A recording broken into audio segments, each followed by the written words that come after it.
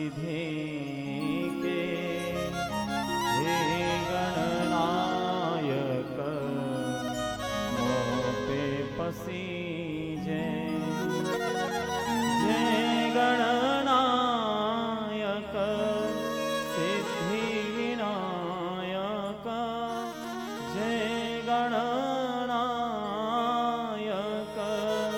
सिद्धि विनायक मंगलदाता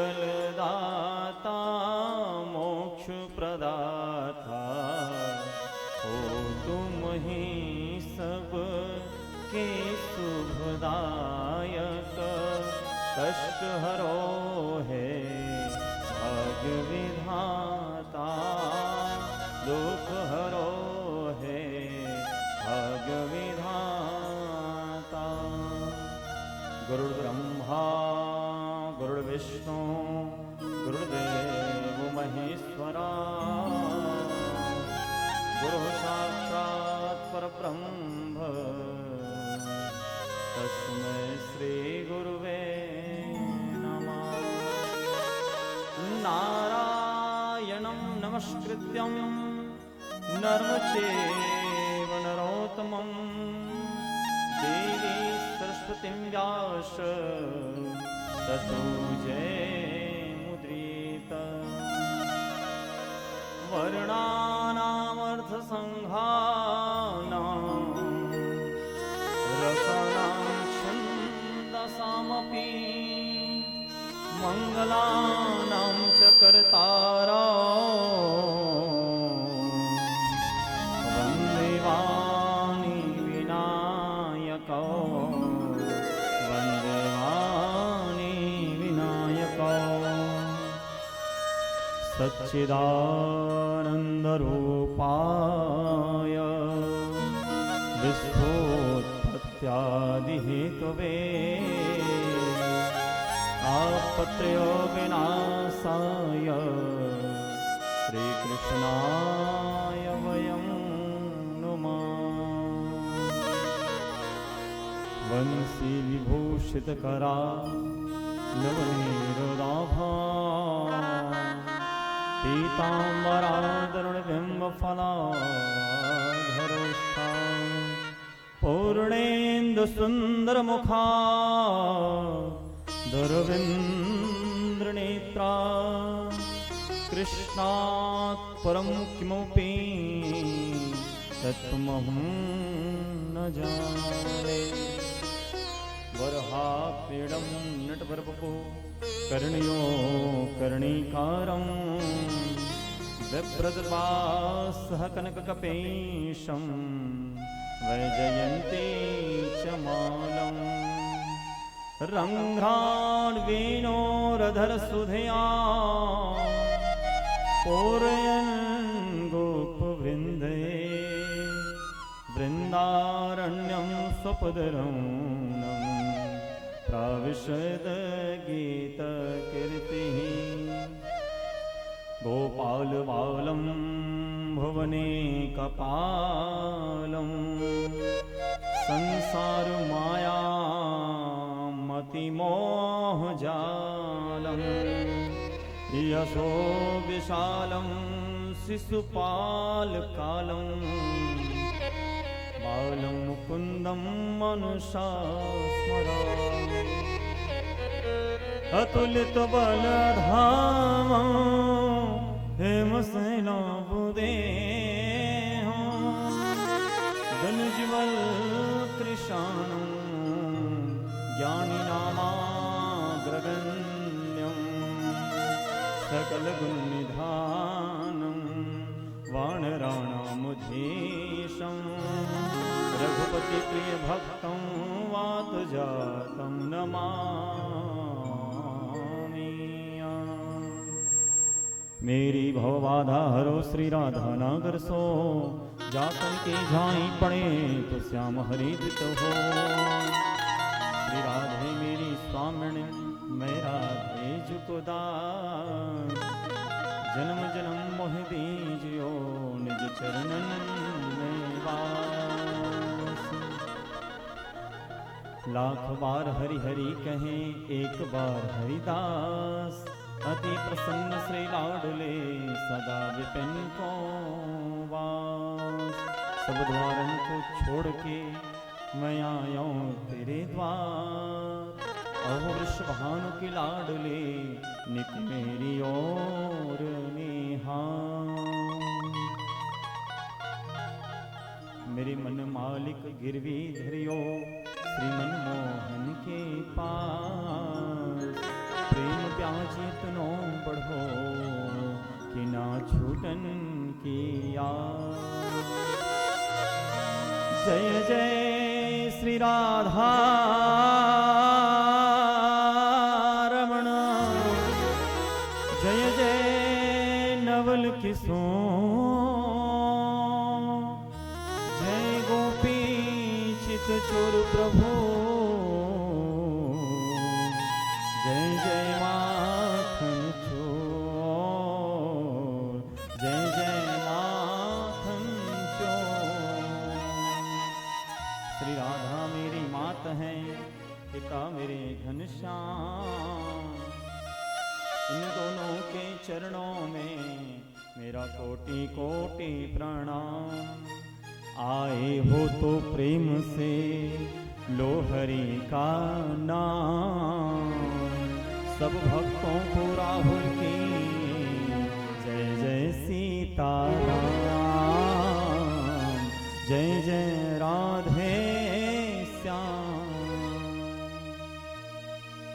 परम मंगलमय परात्पर अखिलेश्वर करुणावरणालय भक्त वांछित कल्पतरु श्री पीताम्बरधारी श्री बालकृष्ण जी के वांगमय मूर्ति श्रीमद् भागवत महापुराण के चरणों में इस दास का कोटि कोटि प्रणाम। परम आराध्य युगल सरकारी जी के चरणों में कोटि कोटि प्रणाम। उनसे प्रार्थना की व्यासपीठ ग्रहण करें। परम पूज्य सतगुरुदेव भगवान के चरणों में कोटि कोटि प्रणाम। उनसे प्रार्थना की भी हमें आशीर्वाद प्रदान करें। स्थान देवता, वास्तु देवता, ग्राम देवता, आप सभी देवी देवताओं के चरणों में कोटि कोटि प्रणाम। आप सब भी यथा स्थान ग्रहण करें। इस दिव्य कथा में पधारे हुए संत जन, विद्वत जन, ज्ञानी जन, करुणामयी ममतामयी माताओं के हृदय में विद्यमान मेरे सर्वेश्वर भगवान के चरणों में कोटि कोटि प्रणाम। प्रेम का भूखा हूँ मैं, प्रेम ही एक सार है। प्रेम से जो मुझको भजे तो भव से बेड़ा पार है। भव से बेड़ा पार है। हे ईश्वर सब सुखी हो, कोई न हो दुख हारी। सब हो निरोग है भगवन, धन्य धान के भंडारी। सब भद्र भाव देखे, सन्मार्ग के पथिक हो। दुखिया न कोई होवे, सृष्टि के प्राणाधार।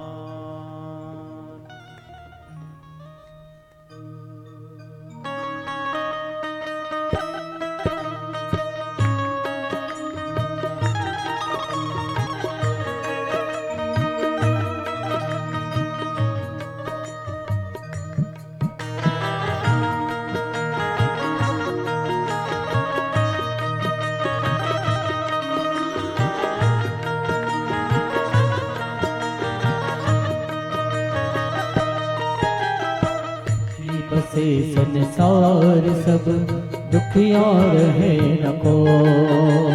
यह अभिलाषा हम सबकी भगवन पूरी हो।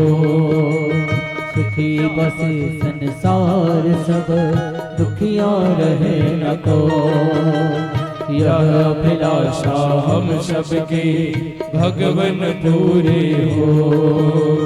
विद्या बुद्धि तेज बल सबके भीतर हो। दूत पोत धन दान से वंचित रहे न को। आपकी भक्ति प्रेम से मन होवे भरपूर। राग द्वेष से चित्त मेरा कोशो भागे दो।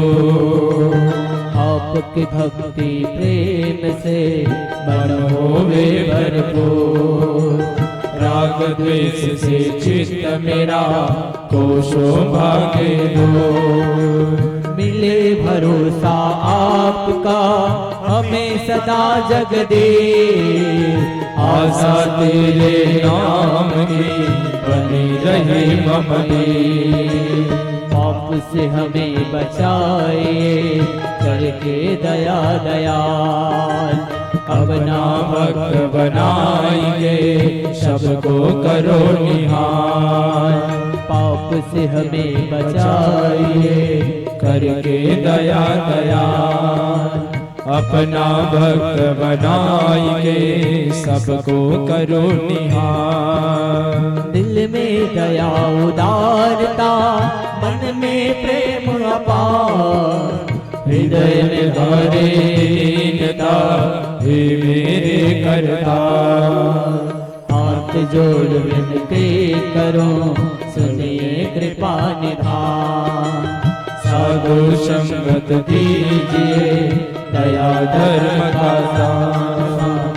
दया धर्म का दान स्वामी, दया धर्म का दान स्वामी, दया धर्म का दान।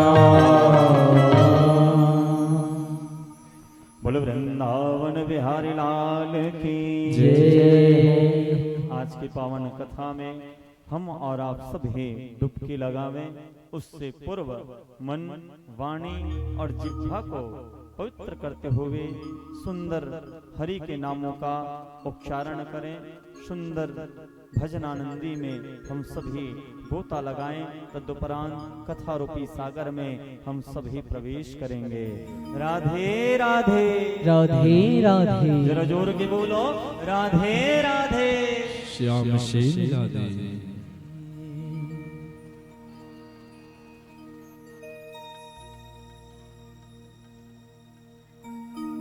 जय जय राधा रमन हरि बोल, जय जय राधा रमन हरि बोल।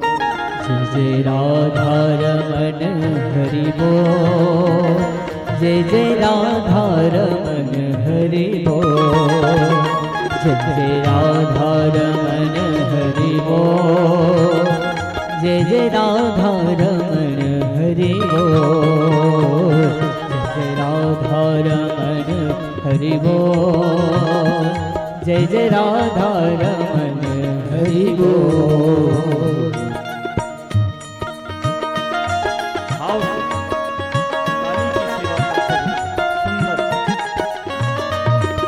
ताली की सेवा करते हुए सुंदर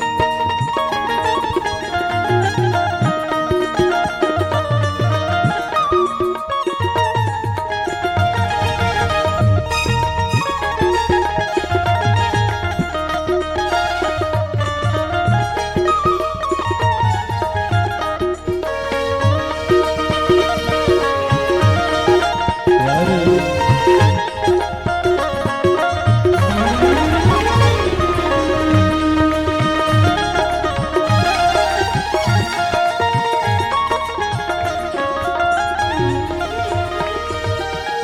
मन तेरा बोले राधे कृष्णा, तन तेरा बोले राधे कृष्णा, तन तेरा बोले राधे कृष्णा।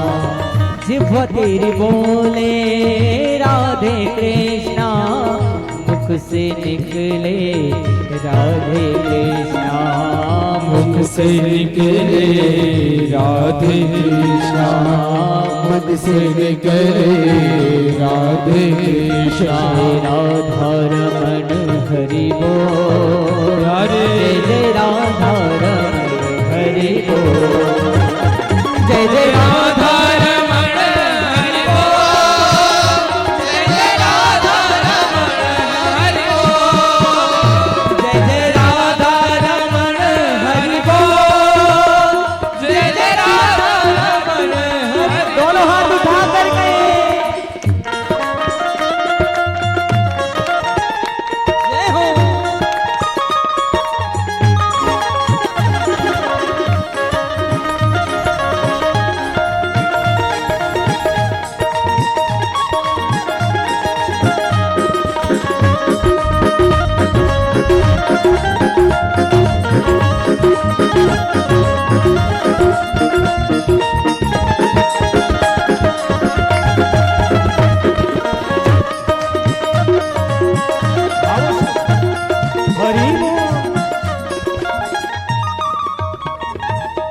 पलक तेरे बोले राधे कृष्णा, पलक तेरे बोले राधे कृष्णा, पलक तेरे बोले राधे कृष्णा, आँख तेरी बोले राधे कृष्णा, सांस तेरी बोले राधे कृष्णा, सांस तेरी बोले राधे कृष्णा, सांस तेरी बोले राधे कृष्णा। जय राधा रमण हरि बोल, जय जय राधा रमण हरि बोल, जय जय राधा रमण हरि बोल, जय जय राधा रमण हरि बोल, हरि बोल, जय जय राधा रमण हरि बोल, जय जय राधा रमण हरि बोल, जय जय राधा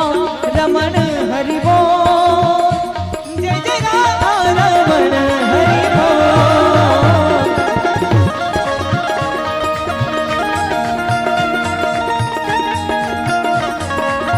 दोनों भुजाएं उठा करके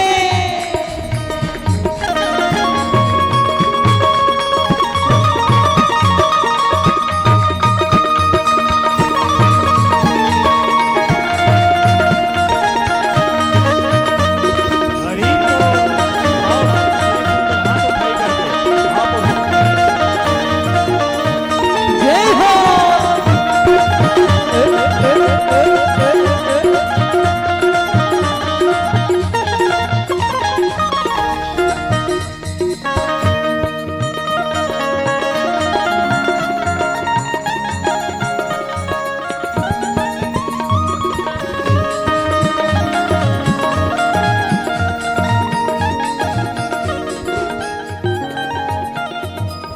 धड़कन बोले राधे कृष्णा, तड़पन बोले राधे कृष्णा, दर्पण बोले राधे कृष्णा, दर्पण बोले राधे कृष्णा, अंतर बोले राधे कृष्णा, रोम रोम बोले राधे कृष्णा, रुम रुम बोले राधे कृष्णा, रुम रुम बोले राधे कृष्णा। जय राधा रमण हरि बोल, जय जय राधा रमण हरि बोल, जय जय राधा रमण हरि बोल, जय जय राधा रमण हरि बोल, जय जय राधा रमण हरि बोल, जय जय राधा रमण हरि बोल, जय जय राधा रमण हरि बोल, जय जय राधा रमण हरि बोल, जय जय राधा रमण हरि बोल, जय जय राधा रमण हरि बोल, जय राधा रमण हरि बोल, जय जय राधा रमण हरि बोल।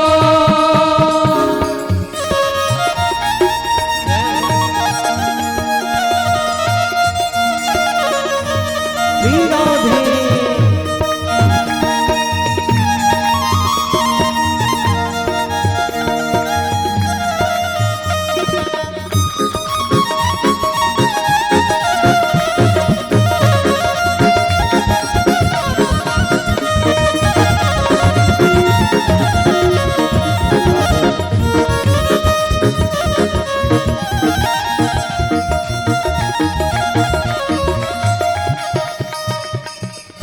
पंछी बोले राधे कृष्णा, भौरे बोले राधे कृष्णा, भौरे बोले राधे कृष्णा, भौरे बोले राधे कृष्णा, पंछी बोले राधे कृष्णा, वीणा बोले राधे कृष्णा, वीणा बोले राधे कृष्णा,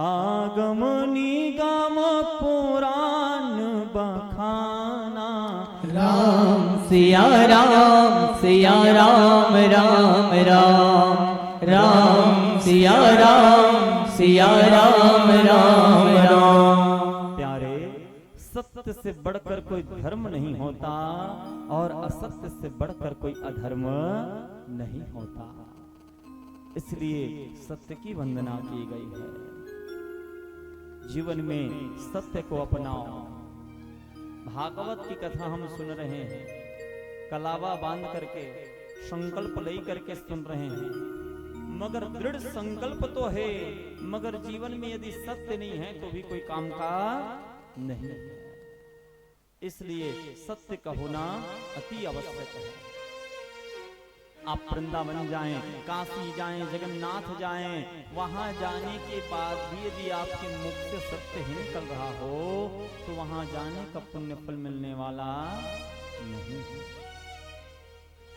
इसलिए सत्य को अपनाओ। मेरे पड़ोसी, मेरे अड़ोसी, मेरे मित्र, मेरे सखा, मेरे परिवार, ये भी तो झूठ बोलते पंडित जी, हम भी झूठ बोल लें। तो वो झूठ बोल रहे हैं तो अपने लिए बोल रहे हैं, आप कम से कम अपने लिए सत्य बोलो, आप स्वयं के लिए सत्य बोलो। शिवम कल्याणी ददाति इति शिवदम्मा, कल्याण करने वाली कथा का नाम ही कृष्ण कथा है। तापत्रया मुलयनम्मा, तीनों प्रकार के तापों को विनिष्ट करती है। अधिदैविक ताप, अधिभौतिक ताप, ऐसे तापों को विनिष्ट करती है। महाराज, ऐसे श्री कृष्ण कथा है और ये कथा 7 दिनों में पूर्ण होती है। एक बात पूछें, 7 दिन के बाद 8वां दिन किसी के यहाँ आता है क्या? हाँ, रविवार के बाद में और कोई अलग सा दिन आएगा क्या? या सोमवार के बाद कोई दूसरे दिन आ जाएगा क्या? कितने दिन होते हैं? 7 ही होते हैं और 7 से 8वां आने वाला नहीं। फिल्मी दुनिया में क्या कहते हैं? 7 जन्मों का रिश्ता, हमने लिया 7 फेरा। ध्यान देना, टीवी का युग चल रहा है इसलिए वो 7 हो गया, नहीं तो 4 था जी। आज भी वेद कहता है कि निश्चित रूप से सिर्फ 4 फेरा होता है। पहला धर्म, दूसरा अर्थ, तीसरा काम, चौथा मोक्ष। ये 4 फेरे होते हैं। 3 फेरा टीवी से लिया गया है, तो 4 और 3 7 हो गए। और यदि कोई पंडित जी 7 फेरा ना करावें तो फिर बोलेंगे भैया ये पंडित जी पागल है, लगता है भी नए नए सीखे हैं, इनको कुछ आता जाता नहीं। मगर उनको क्या पता कि फेरे तो 4 ही होते, 4 के बाद कोई और होने वाला नहीं है। महाराज, आज ऐसी दिव्य कथा में हम सभी प्रवेश कर रहे हैं जहां सूत जी महाराज नैमी शरण्य के पावन तीर्थ में बैठे हैं। 88,000 ऋषिगण, बड़े बड़े उम्र वाले ऋषिगण सुंदर बैठ करके कथा श्रवण पान कर रहे हैं। ऐसी दिव्य कथा का रस स्वादन कर रहे हैं। आज आप और हम सब भी सुंदर भागवत रूपी कथा पर प्रवेश करते हैं। महाराज, भागवत की अत्यंत महिमा है। भागवत जी का आरंभ कैसे हुआ? पहला जानना यह बनता है कि भागवत जी का शुभारंभ कैसे हुआ, कैसे प्रारंभ हुआ, उस विषय में बताएं। निगम कल्पतरोर्गलितं फलं सुखाखादमृतं संयुतं पिबतं भागवतं रसस्य मालयं मुहुरर्को रसिका भुवि भावुकाः। सज्जनों, ये निगम वेद कल्प रूपी वृक्ष है। उस सुंदर वृक्ष है, उस वृक्ष का नाम है निगम। जो वेद रूपी निगम है वही सुंदर वृक्ष है। उस सुंदर वृक्ष में एक पका हुआ सुंदर सा फल है और ये पका हुआ फल ही श्रीमद् भागवत कथा है। पका हुआ फल ही श्रीमद् भागवत कथा है। अब बोले महाराज, ये वृक्ष कैसे नीचे हो गया? नीचे कैसे हो गया? तो बोले जिसमें फल ज्यादा होंगे वो वृक्ष झुका रहेगा, जिसमें फल ज्यादा होंगे वो वृक्ष झुका रहेगा, जिसके जीवन में विनम्रता ज्यादा होगी वो इंसान झुका रहेगा। ऐसे ही भागवत जो है नीचे हो गए। बोले महाराज ऐसा कैसे हुआ? शुकत देव जी के मुख लगने से फल नीचे आ गया। आपने देखा होगा मैया, तोता होता है ना, सुख, ये तोता जो होता है उनके मुख लगने से खट्टे भी मीठे हो जाते हैं, इसलिए उसका नाम क्या है? लोग तोता को याद रखें ना रखें, मगर क्या याद रखते हैं? जरा जोर के बोलो, मिट्ठू। क्या? मिट्ठू बोलते हैं कि नहीं? हाँ, ज्यादातर बच्चे क्या जानते हैं? मिट्ठू को ही जानते हैं। मिट्ठू अर्थ क्या है? उनके मुख लगने मात्र से वो फल मीठा हो जाता है, इसलिए उसका नाम क्या है? मिट्ठू। तो आज ऐसा सुंदर उनने अपना मुख लगाया, वह फल मीठा हो गया। और वो फल कौन सा फल है? बोले भागवत रूपी फल है जी। अब बोले इसमें, इस फल में तो फिर क्या है? बोले इस फल में छिलका भी होता है, गुठली भी होता है, रस भी होता है। मगर एक बात कहें, आपको हम यदि कहें कि आप केला का छिलका खाओ, आप खाओगे क्या? हम कहेंगे कि आप बेर का गुठली खा लो, आप गुठली खाएंगे क्या? बेर खाएंगे, गुठली नहीं खाएंगे। केले का छिलका फेंक देंगे, केले का फल खाएंगे। मगर भागवत क्या कहती है? पीबतम भागवतम रसस्य मालायम। ये तो ऐसा है भैया जिसमें ना तो गुठली फेंकने को है, ना छिलका फेंकने को है, ये तो बल्कि रस है, जिस रस को अमृत पान करना चाहिए। इसलिए भागवतम रसस्य मालाया, ये रस है, अमृत स्वरूप है। कई लोग कहते हैं महाराज कितनी बार रस का पान करें?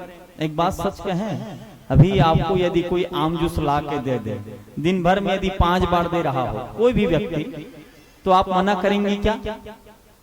क्यों? मौसम कैसा चल रहा है? गर्मी का। आहा, भगवान तुम्हारा कल्याण करे बेटा, तुमने 5 बार आम जूस दे दिया।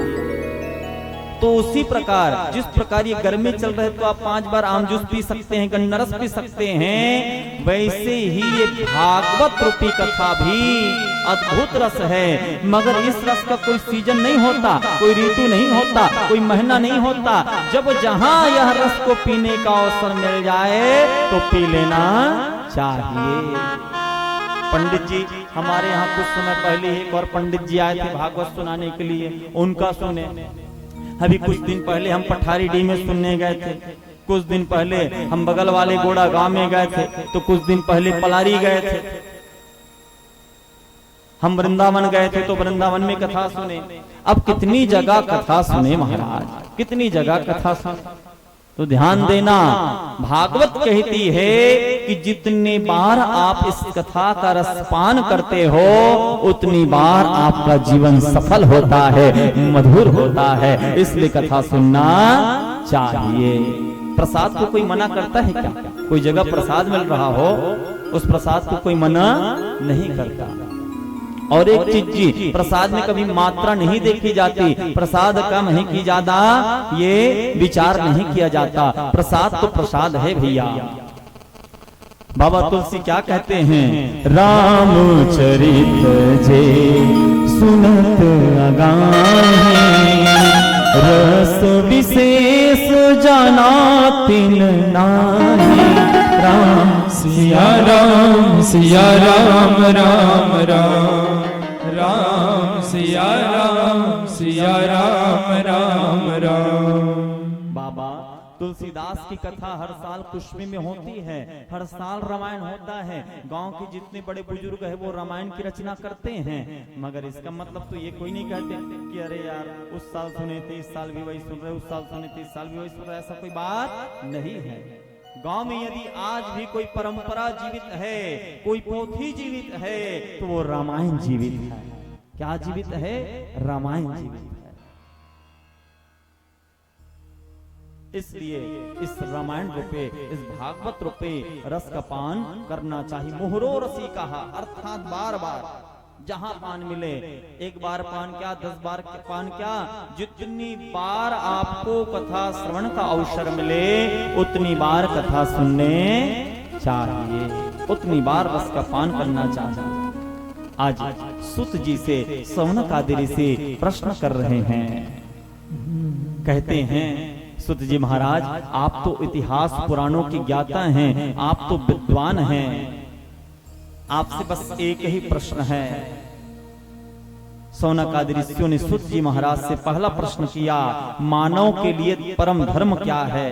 क्या सुबह परिक्रमा लगाना धर्म है? सुबह से उठकर स्नान करना धर्म है? संपत्ति का दान कर देना धर्म है? आखिर धर्म का अर्थ क्या होता है? इस विषय में कृपा करके बताइए। पहला प्रश्न किया। दूसरा प्रश्न कर रहे हैं, क्या प्रश्न कर रहे हैं? मंदिर में जाते हैं तो बड़ी विचित्र बात होती है, कोई राम को पूजा करता है, कोई शिव जी का पूजा करता है, कोई दुर्गा की पूजा करता है, कोई राधा कृष्ण की पूजा करता है, और तो और आए दिन हर साल कहीं ना कहीं और कोई देवी देवता प्रकट हो जाते हैं और लोग वहां दौड़े पड़ते हैं, और ऐसे दौड़े पड़ते हैं, ऐसे दौड़े पड़ते हैं कि पूरा धुर्रा उड़ना चालू हो जाता है, ऐसा भीड़ पैदा हो जाता है। तो ध्यान देना, पूजा करना है तो विश्वास की पूजा करो तो फल मिलेगा, अंधविश्वास की पूजा करोगे तो असफल मिलेगा, असफलता मिलेगी, सफलता कभी मिलने वाला नहीं है।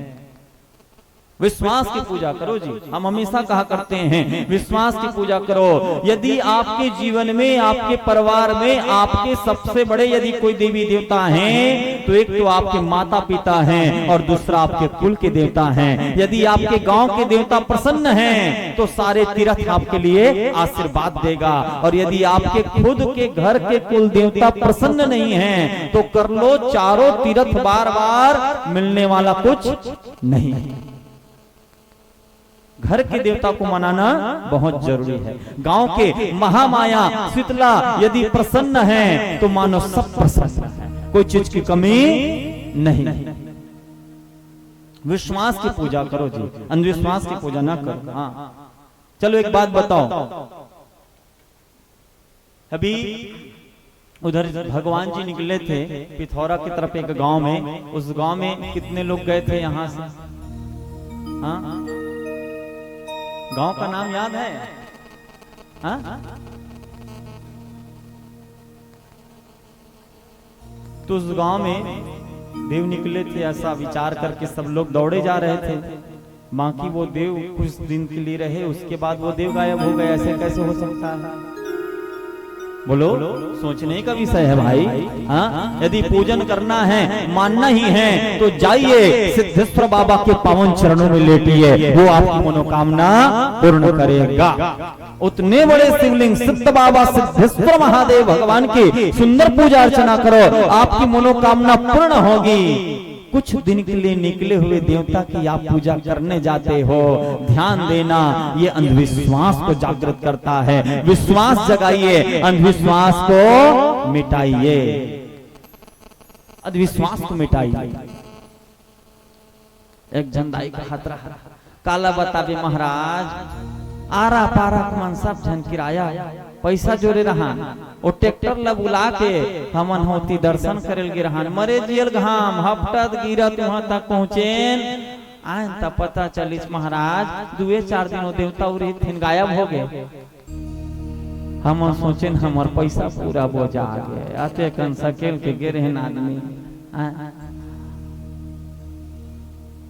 तो अंधविश्वास की पूजा ना करो, विश्वास की पूजा करो। जहां विश्वास है वहां फल है। मैंने आपको पहले ही बताया कि सबसे बड़े देवी देवता यदि कोई हैं तो आपके घर के कुल देवता हैं। उनको पूजे बिना, उनको निमंत्रण दिए बिना आपका कोई कार्य सफल होने वाला नहीं है। आप बेटी की शादी करते हो, बेटा की शादी करते हो, कोई भी वर्ग के हो, कोई भी समाज के हो, सबसे पहले यदि वो निवेदन करता है, प्रणाम करता है, कार्ड छोड़ता है तो अपने घर के कुल देवता में कार्ड पहले छोड़ता है, तब जाके बाकी सबके घर में छोड़ता है। निमंत्रण है, इसलिए वो प्रसन्न तो फिर सब प्रसन्न है ना। अब तीसरा प्रश्न यह है कि परमात्मा का नाम है अजन्मा, तो फिर वेद कहते हैं कि भगवान कभी जन्म नहीं लेते, और यदि अजन्मा है तो राजा दशरथ के बेटे राम बनकर कैसे आ गए? उनको तो जन्म लेना पड़ा, मनुष्य की तरह घूमना पड़ा, 14 वर्ष के वनवास में रहे। इसका क्या कारण है? कृपा करके बताइए। सूत जी महाराज से सौनक आदि से प्रश्न कर रहे हैं। चौथा प्रश्न करते हैं, भगवान के कितने अवतार हैं? कोई कहते हैं इतने अवतार हैं, कोई कहते हैं 10 अवतार हैं, कोई कहते हैं 24 अवतार हैं, और कोई तो ये भी कहते हैं हरि कथा अनंता। उसका तो अपरंपार लीला है, उसका अंत नहीं, अनंत है, ऐसा भी सुनने को मिलता है। पांचवा प्रश्न हमारा ये है कि वक्ता वो श्रेष्ठ नहीं है जो छोटी सी बात को बड़ा बनाकर बोले, वक्ता तो वो श्रेष्ठ है जो बड़ी बात को छोटा बनाकर बोले। क्योंकि कल्लुक के मनुष्य के पास समय बेहद कम है, और उस कम समय में सुंदर शास्त्र के सार शब्दों को चुन करके निकाल करके समाज में परोसे सुंदर, वो बड़ी गागर में सागर भरने के समान है। छठवां प्रश्न, भगवान अपनी लीला को संपन्न करके कहते हैं, संपन्न करने के लिए आए श्री कृष्ण जब अवतार लिए, अवतार लेते समय गोविंद ने कहा था हम पृथ्वी का भार उतारेंगे, और स्वयं भगवान गीता में कहते हैं धर्म संस्थापनार्थाय संभवामि युगे युगे। कहते हैं कि मैं धर्म की स्थापना के लिए युग युग में अवतार लेता हूं। यदि प्रभु की बात पर विश्वास करें तो भगवान धर्म की स्थापना के लिए अवतार लेते हैं, तो अपनी लीला समाप्त करके कृष्ण जब चले जाते हैं तो धर्म किसके शरण में गया होगा? भाई कृष्ण जी तो चले गए, अब धर्म किसके शरण में गया होगा? धर्म की रक्षा कौन कर